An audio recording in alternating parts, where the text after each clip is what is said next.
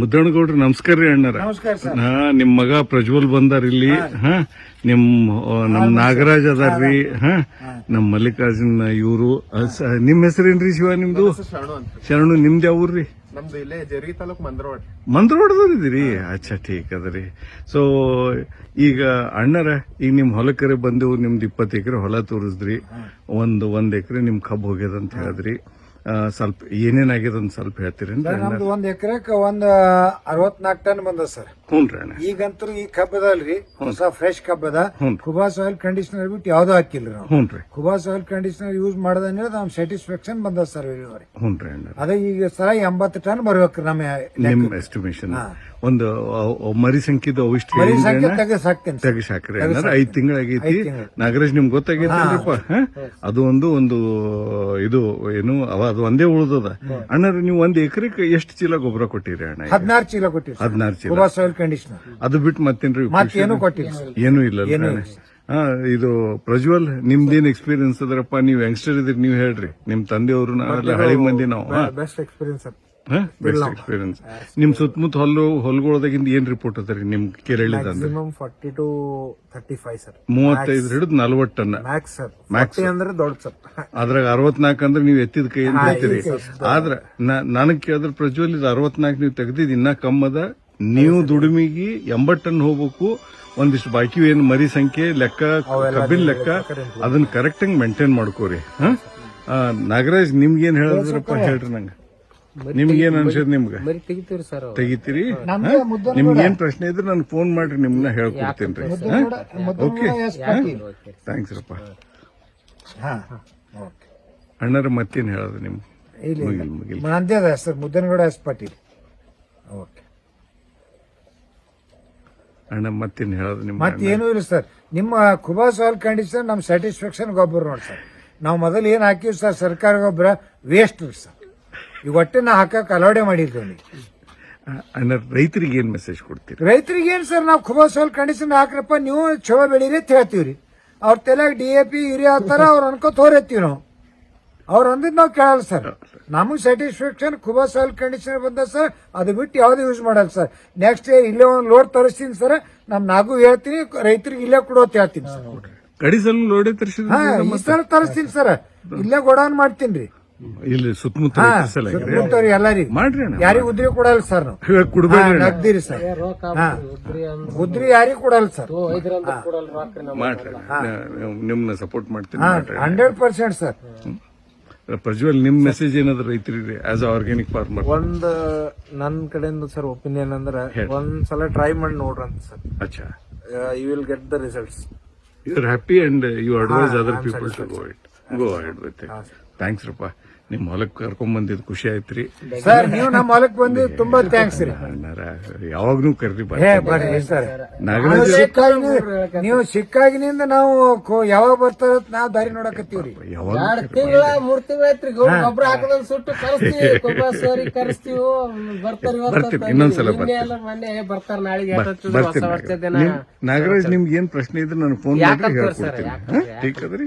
ನಮಸ್ಕಾರಪ್ಪ ಅಣ್ಣ. ನಮಸ್ಕಾರ. ಮುದ್ದಣ್ಣಗೌಡ್ರ ಅಣ್ಣಾರ ನಮಸ್ಕಾರ ರೀ. ನಮಸ್ಕಾರ. ರಾಜೇಂದ್ರ ಖೂಬಾರಿ ಅಣ್ಣಾರ. ಈಗ ನಿಮ್ ಕಬ್ಬಿನ ಹೊಲಕ್ ಬಂದಿವ್ರಿ ಅಣ್ಣಾರ. ಸೊ ಇದು ನಿಮ್ದು ಒಟ್ಟು ಎಷ್ಟು ಎಕರೆ ಅದರಿ ಗೌಡ್ರ? 20 ಎಕರೆ. 20 ಎಕರೆ.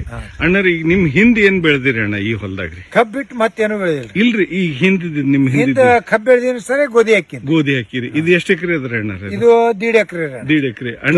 ಅರ್ಧ ಎಕರೆ ಜೋಳ ಹಾಕಿನ್ರಿ, 1 ಎಕರೆ ಗೋಧಿ ಹಾಕಿನಿ. ಠೀಕ್ ಅದ್ರಿ ಅಣ್ಣ. ಇಲ್ಲಿ ನೀವು ಮೊದಲು ಕಬ್ಬ್ ಹಾಕಿನಿ ಅಂತ ಅಂದಿದ್ರಿ. ಇಲ್ಲಿ ಎಷ್ಟು ಟನ್ ಕಬ್ಬ್ ತೆಗೆದಿರಿ? 64 ಟನ್ ತೆಗ್ದಿನ್ರಿ. 1 ಎಕರೆ. 1 ಎಕರೆ. ಓಕೆ ರೀ ಅಣ್ಣಾರ. ಸೊ ಈಗ 20 ಈ ಬಾಕಿದೀಗ ನಿಮ್ ಬಿದ್ದಿದ್ದು 20. ಇದು 19 ಎಕರೆ. 19 ಎಕರೆ. ಸೊ ಇದ್ರ ಬಗ್ಗೆ ಮುಂದ್ ಮಾತಾಡೋಣ ಅಣ್ಣಾರ. ಸೊ ಇದು ನಿಮ್ದು ಕಬ್ಬ್ ತೆಗೆದು ಈಗ ಗೋಧಿ ಮತ್ತ ಇದು ಹಾಕಿರಿ, ಜೋಳ ಹಾಕಿರಿ ಅಣ್ಣಾರ. ಒಂದ್ ಮಾತ್ ತಮಗ್ ಹೇಳ್ಬೇಕಂತೀನಿ ಅಣ್ಣಾರ, ನೀವು ನೋಡ್ತವ್ರಿದ್ದೀರಿ ಅನ್ಬಾರ್ದ್ರಿ.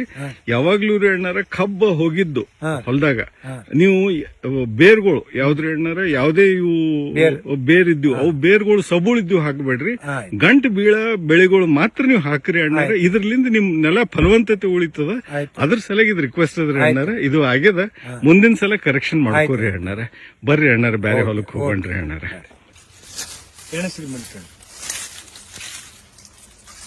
ಈ ಕಡೆ ಎಣಸ್ರಿ ಸರ್, ಈ ಕಡೆ ಮತ್ತೆ ಬರ್ರಿ ಬರ್ರಿ ಬರ್ರಿ ಬರೀ ಎಣಸ್ರಿ. ಸರ್ 1 2 3 4 5 6 7 8 9 10 11 12 13 13 ಗಂಟೆ. ಸ್ವಲ್ಪ ಬಟ್ಟೆ ಕೈ ಹಿಡಿದು ಹಿಂಗ ಅದ್ರ ಸುತ್ತ ಎಷ್ಟಪ್ಪ ಹಾ ಎಷ್ಟಪ್ಪ ನಮ್ದೇನಿದು ದಪ್ಪ ಬರುತ್ತಲ್ಲ. ಮರಿ ಸಂಖ್ಯೆ ಎಷ್ಟದವ್ರಿ ಮಲ್ಲಿಕಾರ್ಜುನ್? ಸರ್ ಮರಿ ಸಂಖ್ಯೆ 1 2 3 4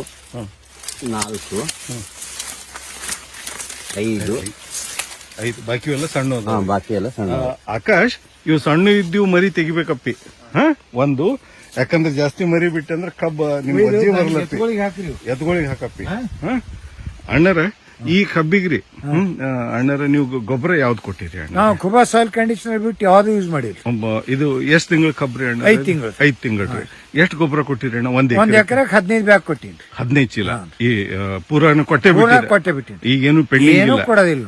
ಈಗ ಅಣ್ಣರ ಇದು ಆಕಾಶ್ ಇಲ್ಲಿ ಮುಂದ್ ಬಿಡನಿ, ನಿನಗೆ ಹೇಳ್ಬೇಕು, ನಾ ಹೊಲ್ದಾಗ ನೀನೇ ಇರ್ತಿ ನೋಡಪ್ಪಿ. ಇದ್ರಾಗ ಏನ್ ಈ ಸಣ್ಣ ಮರಿ ಬಂದಾವ್, ಇವೆಲ್ಲ ಸಣ್ಣ ಮರಿಗಳು. ಇವು ದೊಡ್ಡ ಇವು ಬಿಟ್ಟು ಯಾವು ಕಬ್ ಬಿಟ್ಟು ಇವು ಸಣ್ಣ ಮರಿಗಳೆಲ್ಲ ತೆಗೆದು ಹಾಕದಪ್ಪಿ. ತೆಗೆದು ನೀನು ಆಕಳಿಗೆ ಹಾಕು. ಯಾವು ಇವು ಏನ್ ಸಣ್ಣ ಬಂದಾವಲ್ಲ ಇವು ತೆಗೆದು ಹಾಕಪ್ಪಿ. ಇಲ್ಲಂದ್ರೆ ಇವೇನ್ ಮಾಡ್ತಾವ ಆಕಾಶ, ನಿಮ್ ಸಾಬ್ರದ್ದು ಕಬ್ಬಿಗೆ ಬರಗುಡ್ಸಲ್ಲ. ಅವು ಊಟ ಮಾಡ್ತಾವ ಹೊಲ್ದಾಗ, ಗೊತ್ತಾಯ್ತು? ಇವು ದೊಡ್ಡ ಕಬ್ಬಿಗೆ ಬೆಳೆ ಗುಡ್ಸಲ್ಲ. ಅದು ಬೆಳೆ ಗುಡಿಸ್ಬಾರ್ದು ಅಂದ್ರೆ ಸಣ್ಣ ಮರಿ ತೆಗೆದು ಹಾಕ್ಬೇಕು. ಈಗ ಕರೆಕ್ಟ್ ಟೈಮ್ ಅದ, 150 ದಿವಸಕ್ಕೆ ಚೆಕ್ ಮಾಡ್ಕೋಬೇಕು. ಈಗ ನೋಡ್ಕೊಂಡು ಒಂದ್ ಮಾಲಕರಿಗೆ ಹೇಳ್ತೀನಿ, ಒಂದ್ ಮನುಷ್ಯಗ್ ಬೇಕಾದ್ರೆ ಸಂಗಡ ತಗೊಂಡಿಂದ ಇವ್ ಸಣ್ಣ ಮರಿ ಬಂದಾವಲ್ಲ ದಮ್ಮನಿದ್ದು ಇಡು, ಸಣ್ಣ ಎಲ್ಲ ತೆಗೆದು ಹಾಕಬೇಕು.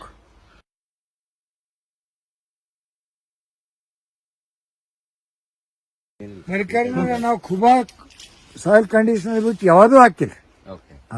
ಫ್ಯಾಕ್ಟ್ರಿ ಹೋಗತ್ತಾನೆ ಏನೂ ಹಾಕಲ್ಲ, ಬರೇ ನೀರ್ ಬಿಡೋದು. ಈಗ ಹೆಂಗ ಒಣಗದಲ್ರಿ, ಇನ್ನೊಂದ್ ಸ್ವಲ್ಪ ಒಣಗ್ತಾ ಮತ್ ನೀರ್ ಚಾಲು ರೀ.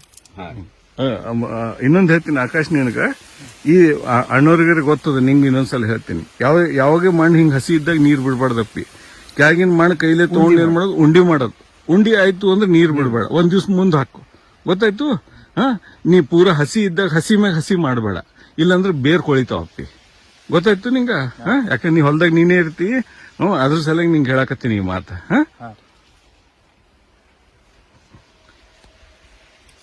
ಹಿಂಗೆ ನೋಡ್ರಿ ಮಲ್ಲಿಕಾರ್ಜುನ್ ಫಡ ಸ್ವಲ್ಪ ನಮ್ಗೆ ಉದ್ದ ಹೋಗೋದಕ್ಕಿಂತ ಇವು ದಪ್ಪ ಆಗ್ಬೇಕು. ದಪ್ಪ ಆದಾಗ ತೂಕ ಜಾಸ್ತಿ ಬರೋದು. ಮತ್ತ ಅಣ್ಣರ ಇದು ಎಲ್ಲ ನೀವು ಸಾಲ ಈಸ್ಟ್ ವೆಸ್ಟ್ ಇಟ್ಟಿರಲ್ರಿ? ಹಂಗೆ ಇಟ್ಟಿವಿ. ನೀವು ಕಬ್ಬು ಬೆಳೆದಿದ್ದು ಈಸ್ಟ್ ವೆಸ್ಟ್ ಕರೆಕ್ಟ್. ನಾವು ಮೊದಲಿನಿಂದ ಕಬ್ಬು ಹಚ್ಚಿವಲ್ಲಿ ಈಸ್ಟ್ ವೆಸ್ಟ್ ಹಚ್ಚಿವ್ರಿ. ಮೊದ್ಲಿನ ಹಿಡಿದ್ರಿ ನೀವು ಕರೆಕ್ಟ್ ಪದ್ಧತಿ ಹಿಡ್ಕೊಂಡು ಬಂದಿರಿ ಅಣ್ಣರ. ನೀವು ಬರ್ರಿ ಅಣ್ಣ. ಹಂಗಲ್ಲ, ನೀನು ಫ್ಯಾಕ್ಟ್ರಿಗೆ ಕಬ್ಬು ಕೊಡ್ತಾರಲ್ಲ, ಅವ್ನು ಉದ್ದನ್ ಕಬ್ಬು ನೋಡ್ತಾನ ಅಥವಾ ಉದ್ದನ್ ಕಬ್ಬಿಗೆ ರೊಕ್ಕ ಜಾಸ್ತಿ ಕೊಡ್ತಾನ, ವಜ್ಜಿಗೆ ರೊಕ್ಕ ಕೊಡ್ತಾನ. ಮತ್ತೆ ಈಗ ನಿಂಗೆ ವಜ್ಜಿ ಬರ್ಬೇಕಂದ್ರೆ ಏನ್ ನೀವು ಆಗಲ್ಲ ಸರ್ ಹೇಳೋದಿರಲ್ಲ, ಏನು ಈ ಮರಿ ಅವಲ್ಲ ಸಣ್ಣ ಸಣ್ಣ ಮರಿ, ಅವು ಮರಿ ಈಗ ಇದು ಬೆಳಿಲಾಗತ್ತದ, ಅದನ್ನೂ ಬೆಳಿಲಾಗತ್ತದ, ಅದು ಊಟ ತಿನ್ಲಾಗತ್ತದ, ಇದು ಊಟ ತಿನ್ಲಾಗತ್ತದ. ಏನಾಯ್ತು, ಊಟ ಎಲ್ಲರೂ ಹಂಚ್ಕೊಂಡು ತಿನ್ಲಾಗತ್ತಾರ. ಬಟ್ ಇದು ತೂಕ ಬರ್ಬೇಕಂತಂದ್ರೆ ಆ ಮರಿ ತೆಗದಂದ್ರ ಆ ಮರಿದ ಊಟ ಎಲ್ಲಿ ಬಂತು, ಇದಕ್ ಬಂತು. ಇದು ಬಂತಂದ್ರೆ ಭಾರತದ ನೆಲ ನನ್ನ ತಾಯಿ ಭೂದೇವಿ, ನಿನ್ನ ಪ್ರಾರ್ಥಿಸುತ್ತೇವೆ, ನಿನ್ನ ಮಡಿಲಲ್ಲಿ ಜೀವನದ ಬೀಜ ಬಿತ್ತುತ್ತೇವೆ. ನಿನ್ನ ಮಣ್ಣಿನಲ್ಲಿ ನಮ್ಮ ಜೀವನ ನೆಲೆಸಿದೆ, ನಿನ್ನ ಕಾಪಾಡಿದರೆ ನಮಗಾಗಿ ಆರೋಗ್ಯಕರ ಆಹಾರ ಬೆಳೆ. ನಾವು ಸಾವಯವ ಕೃಷಿಕರು, ಸಾವಯವ ನಮ್ಮ ಪ್ರಾರ್ಥನೆ. ನಮ್ಮ ಸಂಪ್ರದಾಯವನ್ನು ಮರೆತಿಲ್ಲ, ನಮ್ಮ ಭೂತಾಯಿ ಮರೆತಿಲ್ಲ.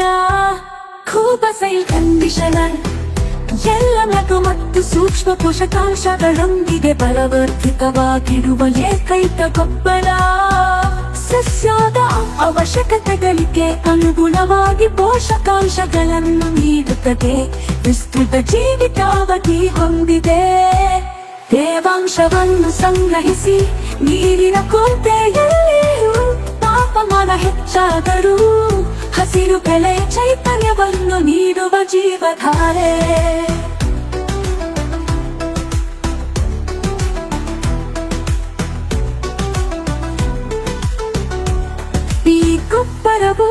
ಎಲೆಗಳು ಬೇರುಗಳ ನೇರ ಸಂಪರ್ಕಕ್ಕೆ ಬಂದರು. ಗೊಬ್ಬರ ಹಾಕಿದ ನಂತರ ನೀರು ಹಾಕುವುದು ತಡವಾದರೂ ಸಸ್ಯಗಳಿಗೆ ಯಾವುದೇ ಹಾನಿಕಾರಕ ಪರಿಣಾಮಗಳಿಲ್ಲ. ಆರೋಗ್ಯಕರ ಮಣ್ಣು ಆರೋಗ್ಯಕರ ಸಸ್ಯದ ಆಧಾರವಾಗಿದೆ.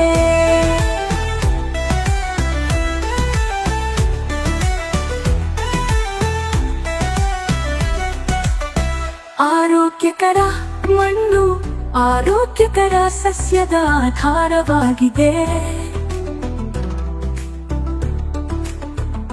ಆರೋಗ್ಯಕರ ಸಸ್ಯವು ಹವಾಮಾನ ಬದಲಾವಣೆಗಳು, ಕೀಟಗಳು ಮತ್ತು ರೋಗಗಳ ಸಂದರ್ಭದಲ್ಲಿ ತನ್ನನ್ನು ತಾನೇ ರಕ್ಷಿಸಿಕೊಳ್ಳುವ ಸಾಮರ್ಥ್ಯವನ್ನು ಹೊಂದಿದೆ. ಕೂಬಸೈಲ್ ಕಂಡೀಷನರ್ ಯಾವುದೇ ಮಣ್ಣು, ನೀರು ಅಥವಾ ಹವಾಮಾನಕ್ಕೆ ಸೂಕ್ತ.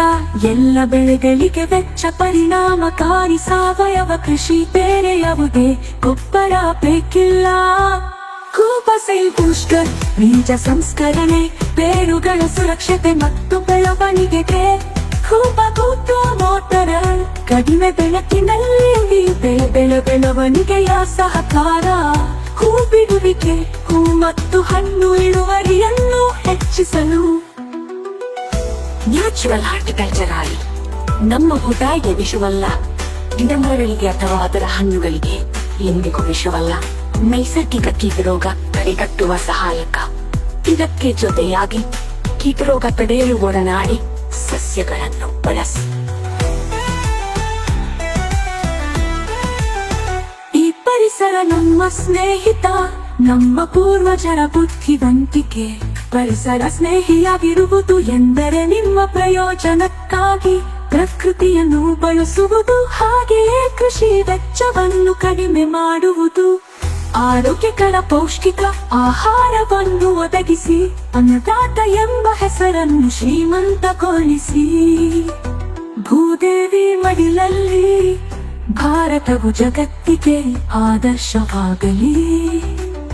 ಭೂದೇವಿಯ ಮಡಿಲಲ್ಲಿ ಸಾವಯವ ಕೃಷಿಯ ಪರಂಪರೆಯ ಬೆಳೆಯಲಿ.